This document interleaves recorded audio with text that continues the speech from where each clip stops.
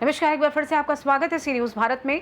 Madhya Pradesh bulletin में शुरुआत करेंगे भोपाल से, जहां समता समाधान पार्टी के राष्ट्रीय अध्यक्ष अशोक पवार ने नर्मदा घाटी विकास प्राधिकरण के मुख्य अभियंता HR चौहान पर भ्रष्टाचार में लिप्त होने के गंभीर आरोप लगाए हैं। और साथ ही बात होगी बुधनी की, जहां पर यात्रियों से भरी बस पलटने से करीब 2 दर्जन से ज्यादा यात्री घायल हो गए। ऐसी तमाम खबरों पर करेंगे विस्तार से चर्चा।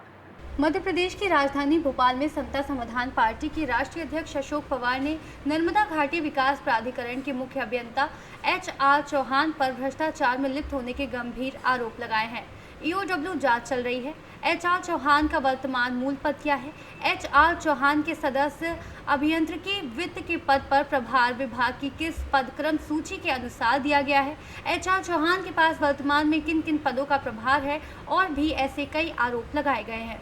भोपाल से सी न्यूज संवाददाता हितेंद्र की रिपोर्ट। बुधनी के पास ग्राम बगवाड़ा बस स्टैंड के नजदीक एक बड़ा सड़क हादसा हो गया। बरेली से नर्मदापुरम जा रही यात्रियों से भरी बस अचानक पलट गई, जिसमें लगभग 2 दर्जन यात्री घायल हो गए। घायलों में महिलाएं, बच्चे और बुजुर्ग शामिल हैं। प्रारंभिक जानकारी के मुताबिक बगवाड़ा जोड़ पर एक बाइक सवार के अचानक सामने आ जाने से बस संचालक ने संतुलन खो दिया, जिससे बस पलट गई। घटना की जानकारी मिलते ही प्रशासनिक अधिकारी मौके पर पहुंच गए। घायलों को पुलिस की गाड़ियों, 108 एम्बुलेंस और निजी वाहनों की मदद से बुधनी सिविल अस्पताल पहुंचाया गया।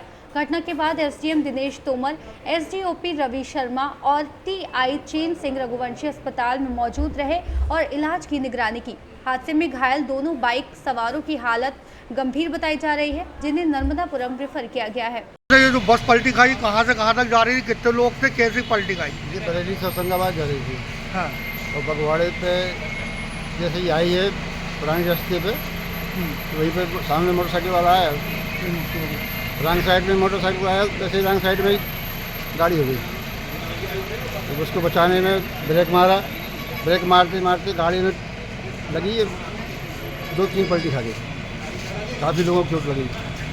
काफ़ी लोगों को मेरे भी तो लगी। मोटरसाइकिल वाले को क्या हुआ? हाँ, उसका तो फ्रैक्चर हो गया, उसको होशंगाबाद दे गए।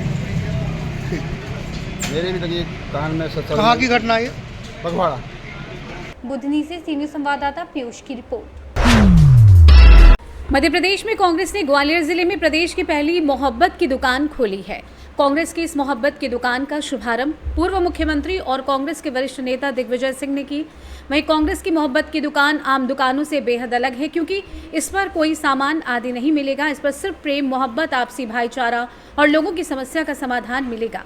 मोहब्बत की दुकान के शुभारंभ कार्यक्रम में शामिल होने पहुंचे दिग्विजय सिंह के बेटे पूर्व मंत्री जयवर्धन सिंह ने भी मोहब्बत की दूसरी दुकान अपनी विधानसभा राघोगढ़ में खोलने की इच्छा जाहिर की है। जल्दी वो अपनी विधानसभा के भीतर ग्वालियर जैसी मोहब्बत की दुकान खोलने जा रहे हैं। इस दौरान पूर्व मुख्यमंत्री दिग्विजय सिंह ने कहा कि वर्तमान में लोगों को आपस में लड़ाया जा रहा है, किसी को धर्म के नाम पर, तो किसी को जाति के नाम पर, किसी को भाषा के नाम पर। ऐसे में नफरत के बाजार में राहुल गांधी ने मोहब्बत की दुकान खोले जाने की जो शुरुआत की थी, उसे बढ़ाते हुए ग्वालियर में प्रदेश की पहली मोहब्बत की दुकान खुली है। इसी तरह उनके बेटे जयवर्धन सिंह ने भी बीजेपी पर निशाना साधते हुए कहा कि हर तरफ नफरत का बाजार है। आइए जानते हैं पूर्व मुख्यमंत्री एवं वरिष्ठ कांग्रेस नेता दिग्विजय सिंह और पूर्व मंत्री जयवर्धन सिंह ने क्या कुछ और कहा। इस देश में नफरत के बाजार में मोहब्बत की दुकान खोलना चाहते हैं? अगर खोलना चाहते हैं तो हाथ उठा लीजिए। धन्यवाद। अगर आपने हाथ उठाया है तो शुरुआत अपने मोहल्ले से करिए। कहीं आपको बाहर जाने की जरूरत नहीं है। हम नहीं चाहते कि आपको बाहर जाने की जरूरत पड़े। अपने मोहल्ले में, जैसा उन्होंने उदाहरण दिया, संगत करें, चर्चा करें, हफ्ते में एक बार, 15 दिन में एक बार, महीने में एक बार कहीं बैठे, बैठ के चर्चा करें। समाज में, देश में क्या किया जा सकता है, इस पर चर्चा करें और उस पर अपने व्यवहारिक रूप से किस प्रकार से आप इस मोहब्बत के संदेश को जन जन तक पहुंचा सकें, इसका प्रयास करना चाहिए। राहुल गांधी जी ने एक सभा में ये एक बात कही थी कि मैं इस नफरत के बाजार में मोहब्बत की दुकान खोलना चाहता हूं। उनका एक ये संदेश हमें घर घर पहुंचाना है। ये कोई राजनीतिक मंच नहीं है, ये एक सामाजिक मंच है, ये कोई पार्टी का मंच नहीं है। हर पार्टी के लोग इसमें शामिल हो, हम तो इस बात को चाहेंगे। और इसकी एक ही मूल बात है कि हम हर समस्या का निदान प्रेम, सद्भाव, सत्य और अहिंसा के मार्ग अपनाकर ही उसको करेंगे। महात्मा गांधी ने उस रास्ते को अपनाते हुए उन वर्गों को परास्त किया जिन लोगों ने पूरे देश में नफरत फैलाने का प्रयास किया। लेकिन अंत में जिन लोगों ने उनकी हत्या की, मुझे इस बात का दुख है कि वो मानसिकता आज और भी पनप रही है। उस शख्सियत ने महात्मा गांधी की हत्या करने का जो निर्णय लिया, ये हमारे लिए न केवल दुख की बात है, शर्म की बात है। लेकिन उस व्यक्ति को भी आप देख लीजिए, उस महान शक्ति को, महात्मा गांधी को जब गोली लगी तो उनके मुंह से एक ही शब्द निकला, हे राम। ये सनातन धर्म की परंपरा है, ये भारत की परंपरा है और यही हर धर्म की परंपरा है। चाहे ईसा मसीह हो, चाहे मोहम्मद साहब हो, चाहे हमारे गुरु नानक जी हो, उन्होंने हमेशा से, चाहे भगवान बुद्ध हो, चाहे भगवान महावीर हो, सबने संतों की वाणी में कभी नफरत नहीं आपको मिलेगा। संतों की वाणी में हमेशा प्रेम, सद्भाव, सत्य, अहिंसा का मार्ग ही मिलेगा। यही आपसे मैं कहने के लिए आया हूं। और माननीय मुख्यमंत्री जी, संगठन बनाना अब आपका काम है। हम लोग सब आपके कार्यकर्ता के रूप में काम करने के लिए तैयार। राहुल गांधी जी की भारत जोड़ो यात्रा आज से लगभग 5 साल पहले प्रारंभ हुई थी, जहां राहुल गांधी जी ने मोहब्बत की दुकान का नारा दिया था। और मेरे लिए गर्व की बात थी कि मेरे पिता दिग्विजय सिंह जी उस पूरी यात्रा में राहुल जी के साथ थे।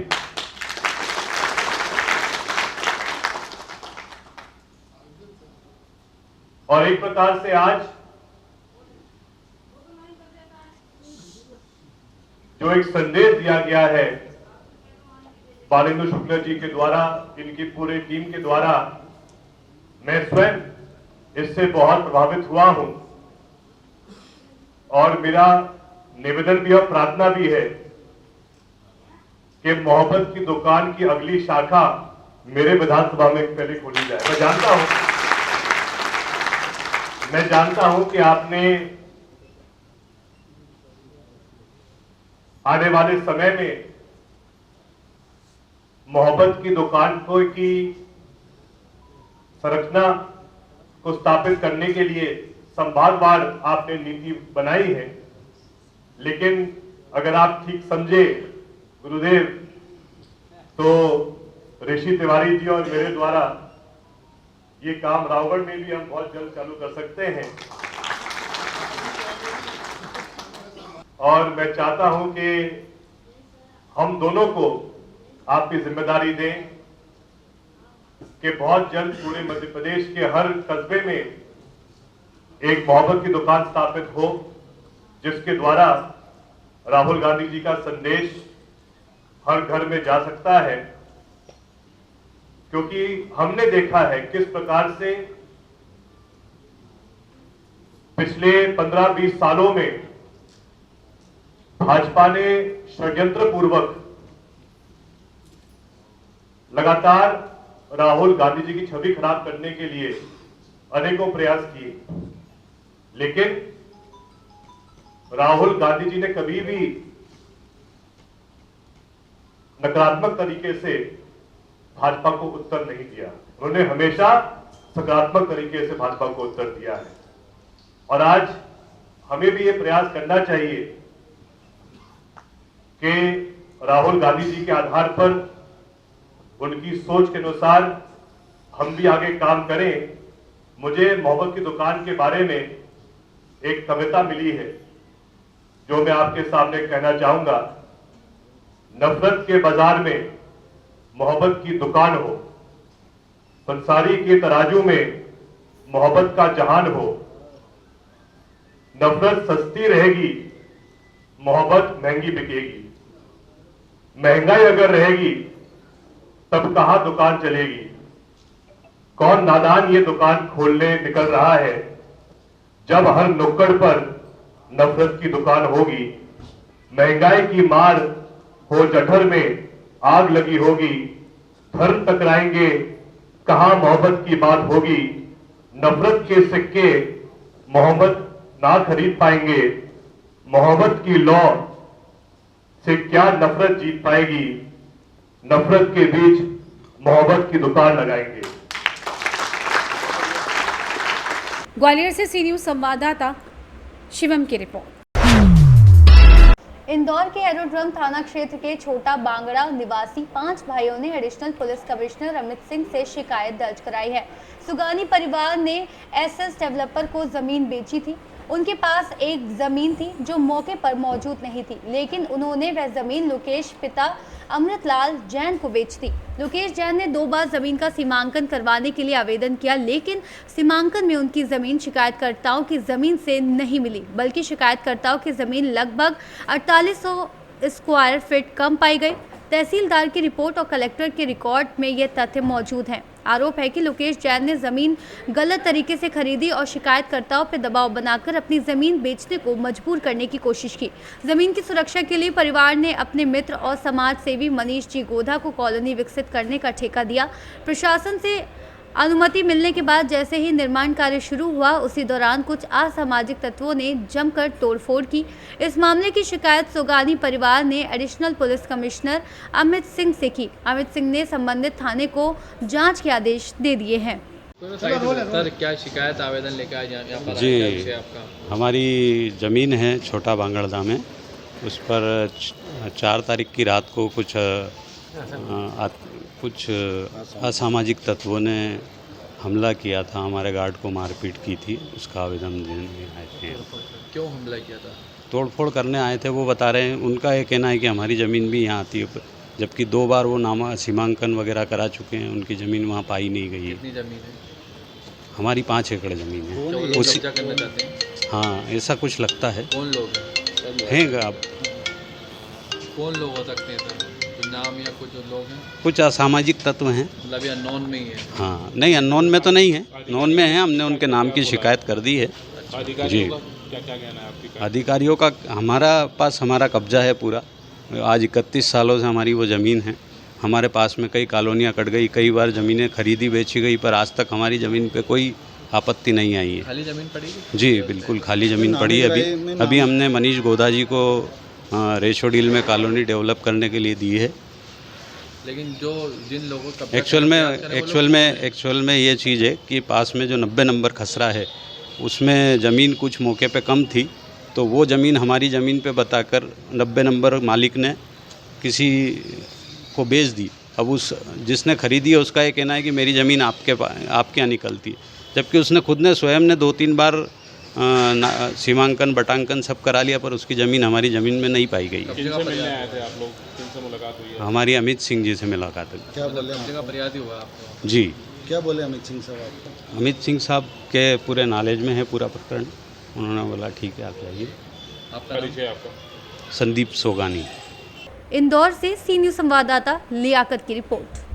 फिलहाल के लिए इस खास बुलेटिन में बस इतना ही। देश दुनिया की तमाम बड़ी खबरों को जानने के लिए जुड़े रहिए सी न्यूज़ भारत के साथ। हर खबर आपके साथ, आपके हाथ।